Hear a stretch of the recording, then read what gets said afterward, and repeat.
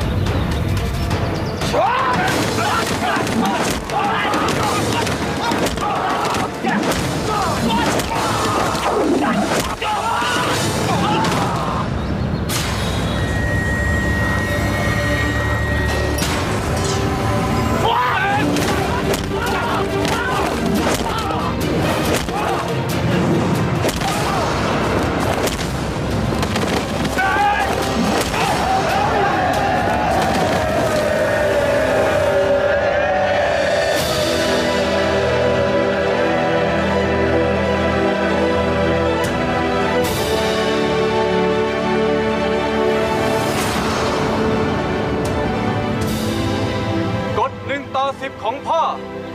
ใช้กับฉันไม่ได้อีกต่อไปแล้วใช่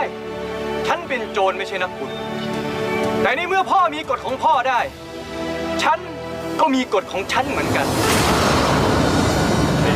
อ๋อใช่กฎเหล็กของพ่อเสี่ยวผันน่ะทำอะไรพี่ผาไม่ได้เสียว่าพี่ผาคือผู้ชนะพี่ผาพี่ผาพี่ผา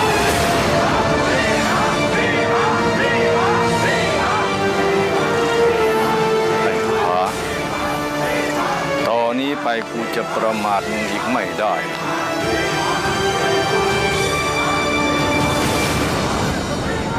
เธอดังดอกไม้